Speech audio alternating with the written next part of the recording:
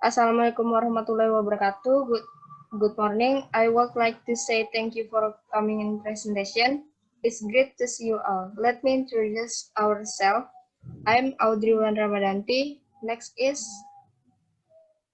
Akmal Alfiansyah. I'm Zulfan Ali. I'm Bobby Yoskan. I'm Muhammad Lutfi Aziz. And I'm Madenulis Nanimanuk Allah. okay. The purpose of the presentation is basic grammar. First, I will explain about simple present tense.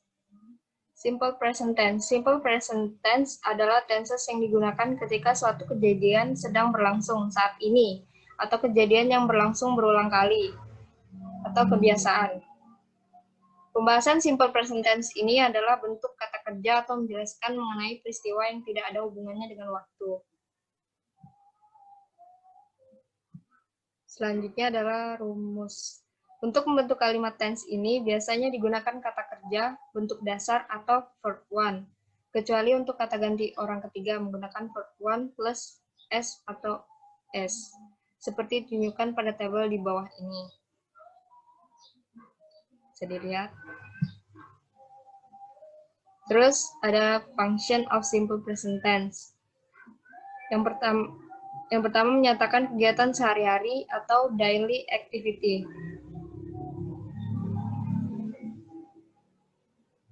Aktivitas setiap hari mulai dari bangun tidur sampai tidur lagi.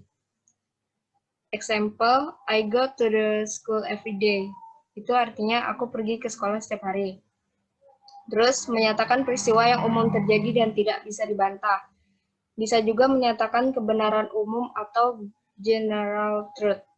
Misalnya pada kalimat the sun rises from the east. The east artinya matahari terbit dari arah timur. Next, menyatakan permintaan atau perintah pada lawan bicara. Misalnya, kalimat, please sit down, Anna. Silahkan duduk, Anna. Menyatakan peristiwa yang sudah pasti terjadi atau dijadwalkan.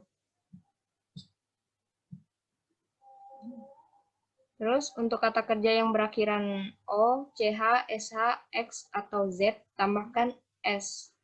Seperti, go menjadi goes, catch menjadi catches, was menjadi washes. Untuk kata kerja verb yang berakhiran konsonan plus y, hilangkan y dan tambahkan es. Seperti carry menjadi carries, study menjadi studies.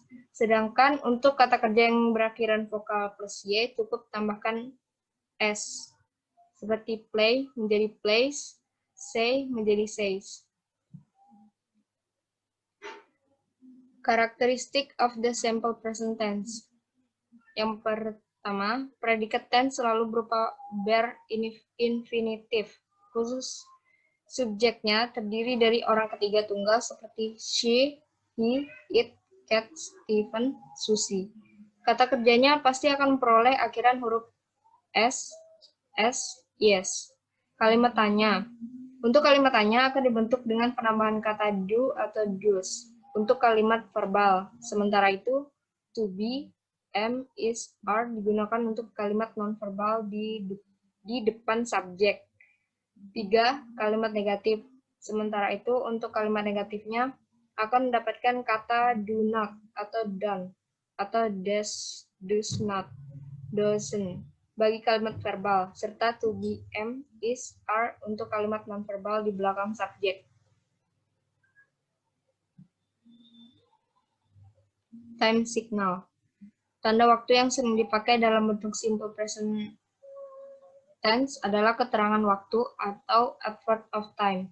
Selain itu juga adverb of frequency atau keterangan perulangan.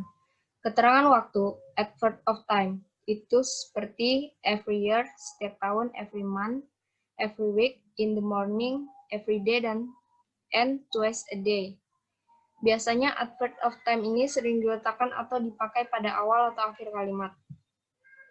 Next, keterangan perulangan atau adverb of frequency. Example, seldom, always, often, ever, commonly, generally. Biasanya adverb of frequency ini seringkali diletakkan sebelum kata kerja atau sesudah to be.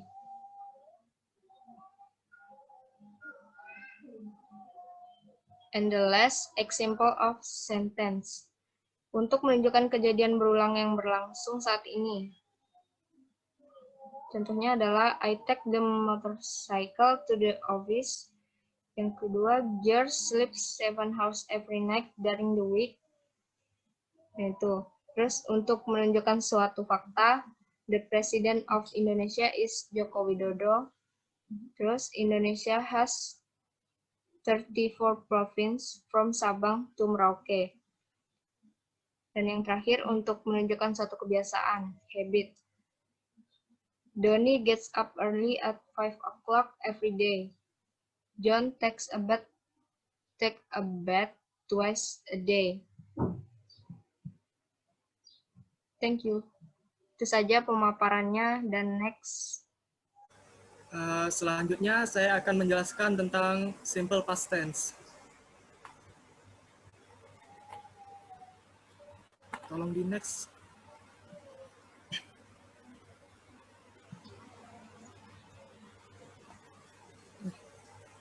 Pertama dimulai dengan pengertiannya. Simple past tense adalah kalimat atau tense yang digunakan untuk menyatakan kejadian yang terjadi di masa lampau dan telah berakhir di masa lampau. Berbeda dengan past continuous tense, yakni menyatakan kejadian yang terjadi di masa lampau namun masih terjadi di masa sekarang. Next. Rumus simple past tense. Next. Untuk rumus simple past tense itu ada yang berbentuk positif. Yang berbentuk positif itu rumusnya S plus verb to plus O atau S to be yang was order plus adjective or adverb. Untuk contoh kalimatnya, Sony bought new laptop last night. Sony itu subjeknya atau S, lalu bought itu untuk verb to-nya. Baru new laptop last night itu O-nya objeknya. Lalu contoh kedua ada she was absent yesterday.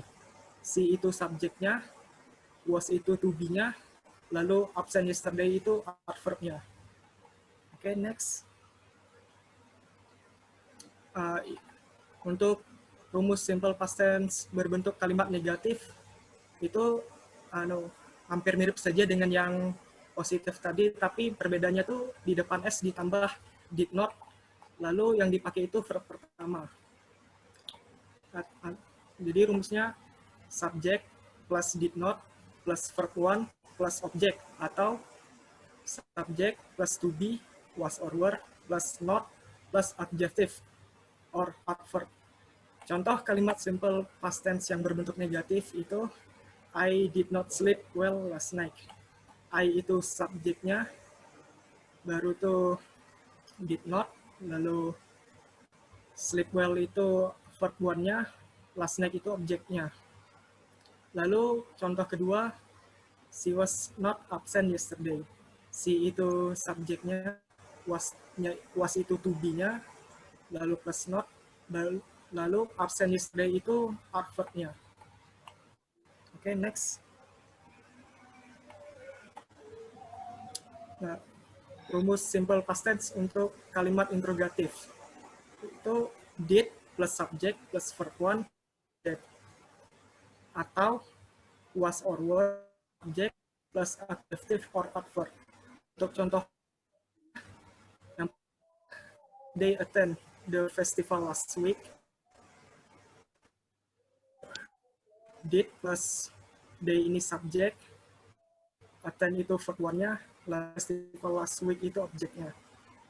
Lalu contoh kedua, was she absent yesterday? Ada was plus subjeknya itu she, lalu absent yesterday ini adalah adverb-nya. Oke, sekian dari penjelasan tentang simple past tense. Selanjutnya, akan kepada Akmal. Saya akan melanjutkan penjelasan dari teman-teman saya sebelumnya. Di sini saya akan menjelaskan pengertian simple future tense. Simple future tense adalah kalimat tense yang digunakan untuk menunjukkan kejadian yang belum terjadi atau akan terjadi di masa depan dan berakhir di masa depan. Next. Ini adalah rumus simple future tense. Untuk membentuk kalimat simple future tense, kita harus menggunakan rumus. Rumusnya adalah sebagai berikut.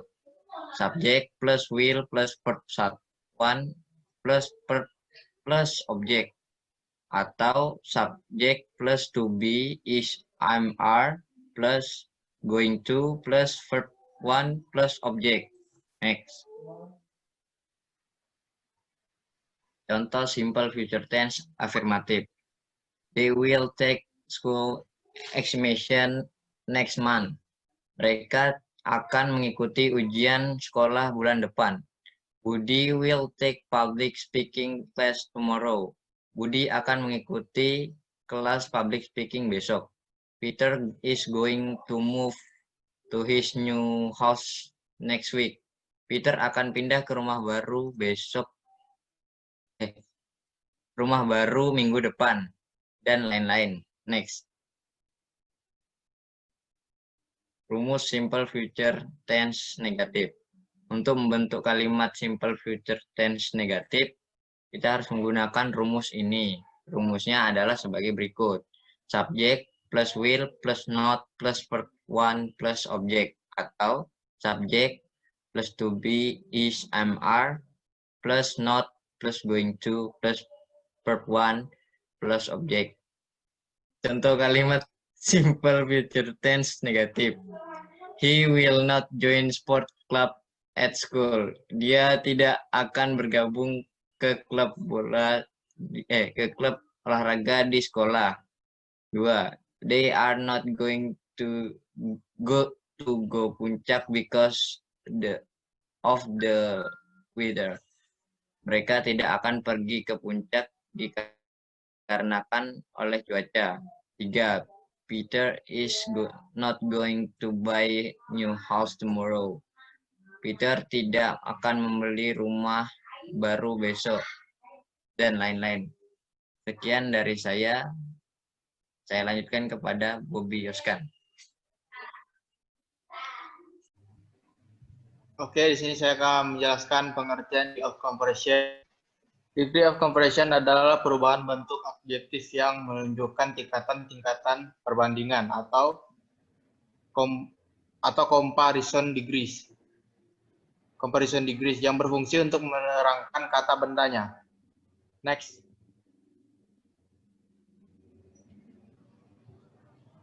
Bentuk-bentuk degree of comparison. Bentuk degree of comparison atau tingkatan-tingkatan perbandingan dalam kata sifat terbagi menjadi 3 golongan, yaitu next. Positive degree atau tingkatan biasa.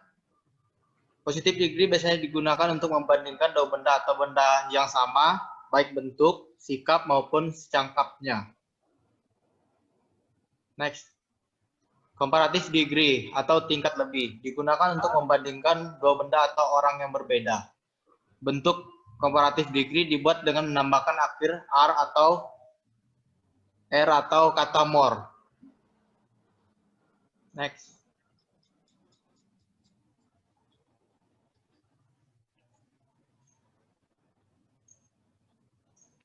Superlative degree tingkatan paling digunakan untuk membandingkan 3 benda atau lebih. Superlative degree dibuat dengan menambahkan akhir st atau est atau kata more. Selanjutnya akan dilanjutkan oleh Muhammad Lutfi. Ya, selanjutnya adalah cara penggunaan degree of comparison. Yang pertama adalah positive degree. Pada umumnya positive degree atau tingkat biasa digunakan untuk menyatakan sesuatu dalam keadaan apa adanya. Contohnya, he is a wise man. Dia adalah laki-laki yang bijaksana. Menyatakan bahwa dua orang atau benda memiliki sifat yang sama antara satu sama yang lain. Pada umumnya digunakan rumus seperti ini. Untuk affirmative sentence, kalimat berita atau positif. dan interrogative sentence atau kalimat tanya. Rumusnya S plus positive degree plus S. Contoh penggunaannya adalah Karen is beautiful as her mother. Karen secantik ibunya. Next. Atau dapat juga digunakan rumus di bawah ini, no less plus positive degree plus than. Contohnya, Karen is no less beautiful than her mother. Karen secantik ibunya. Untuk negative sentence atau kalimat menyangkal atau negatif, rumusnya adalah so plus positive degree plus S. Contohnya, Karen is not beautiful as her sister. Karen tidak secantik saudara perempuannya. Atau dapat juga menggunakan rumus di bawah ini, less positive degree plus than. Next. Yang kedua adalah comparative degree atau tingkat lebih. Bentuk comparative degree tidak lebih dapat digunakan dengan rumus berikut ini. Comparative degree plus than. Contoh penggunaannya, Billy is taller than Jim. Billy lebih tinggi daripada Jim. Bentuk comparative degree dapat juga digunakan untuk menyatakan keadaan yang semakin, misalnya, the harder you study, the clever you will be. Semakin rajin kamu belajar, semakin pandai kamu menjadinya. Next. Meyakinkan suatu sifat atau keadaan suatu benda atau orang yang semakin lama atau lebih titik-titik lagi bentuk dinyatakan untuk melakukan pengulangan terhadap dua bentuk comparison degree yang sama dan menghubungkannya dengan kata and. Misalnya, this tree is higher and higher. Pohon ini semakin lama makin tinggi. Apabila kata large digunakan di bagian depan, maka comparative degree atau tingkat lebih maka akan memiliki arti jauh lebih titik-titik daripada titik-titik. Misalnya, your car is much cheaper than mine. Mobilmu jauh lebih murah daripada mobilku. Next. Apabila akan membandingkan dua benda atau orang, maka dapat digunakan bentuk comparative degree. Misalnya, my car is more expensive of the two car. Nah, dan terakhir ada superlative degree atau tingkat paling. Bentuk superlative degree atau tingkat paling dapat digunakan dengan rumus berikut ini. The plus superlative degree plus nouns plus in. Atau the plus superlative degree plus of. Contoh penggunaannya, he is the youngest oldest student. Dia murid paling muda di antara semuanya. Next. Nah, ini terakhir adalah exercise, contoh-contoh soal dari comparative degree. Bisa dibaca sendiri, ya. Ya, mungkin sekian dari saya. Selanjutnya akan dilanjutkan ke MC. Oke, di sini saya akan menerangkan materi terakhir, yaitu passive voice. Passive voice adalah suatu bentuk kalimat di mana subjek kalimat menerima aksi, bukan melakukan aksi. Tidak seperti active voice yang fokus kepada pihak yang melakukan aksi atau verb of action. Bentuk ini lebih berfokus kepada pihak atau objek yang menerima hasil dari suatu aksi tersebut atau receiver of action. Next.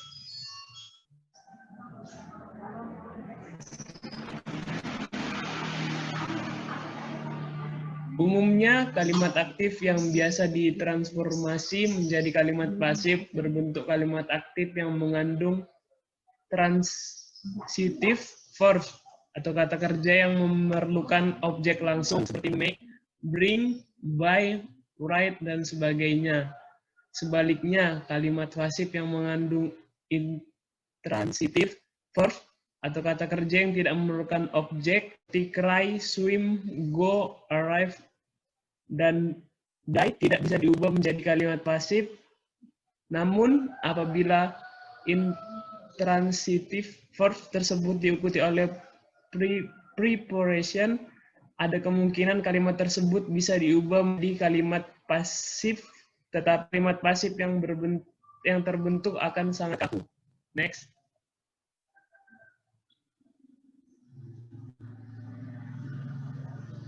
Ini ada rumus passive voice. Subjeknya ditambah dengan to be, am, is, are, ditambah lagi dengan past participle atau PP. Di sini ada rumusnya dan banyak tensesnya yang bisa dimasukkan, rumusnya dan contohnya. Lanjut, next.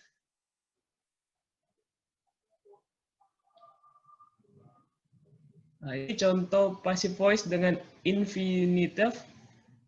Kalimat pasif infinitif digunakan setelah modal kata kerja atau modal verb dan kata kerja lainnya biasa diikuti oleh infinitif.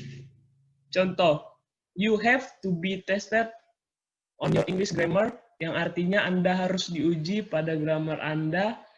Yang kedua, be promoted next year.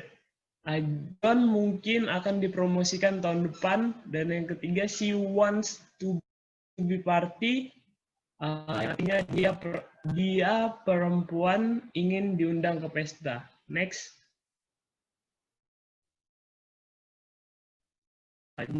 Ini contoh passive voice dengan ground. Ground digunakan setelah preposisi dan kata kerja biasa yang diikuti oleh ground. Contoh, I remember being taught to drive, artinya saya ingat ketika diajarin mengemudi. Dan yang kedua, the children are excited to being taken to the zoo. Artinya anak-anak sangat senang berada di sini. Next.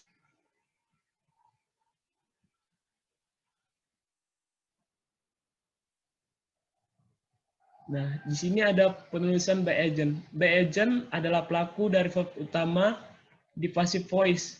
Diawali oleh kata by dan diletakkan di belakang. Yang mana dalam bahasa Indonesia artinya oleh.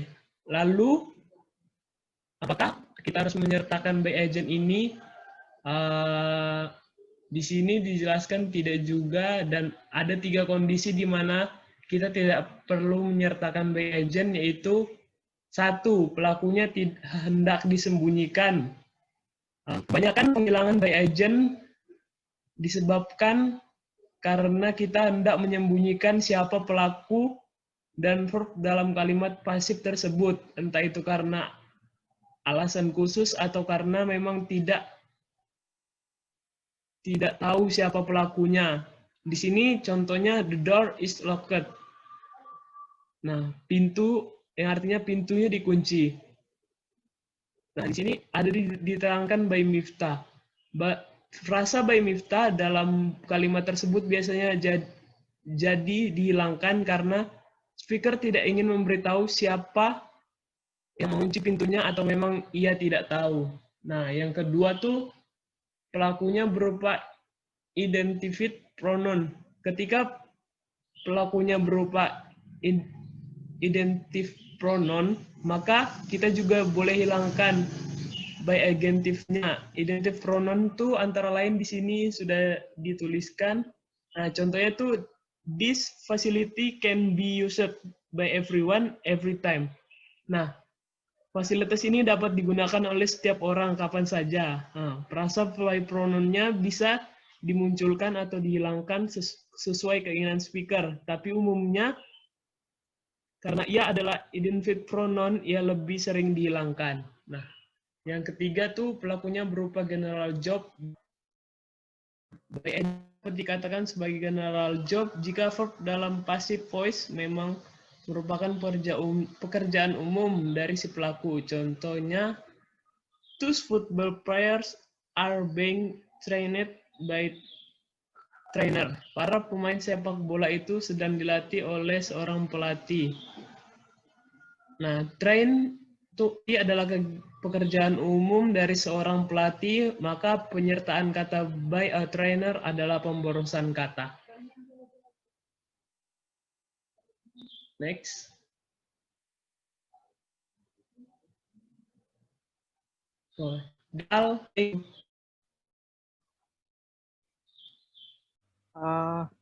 And that's all. Thank you for listening. May all those we have shared be beneficial for us.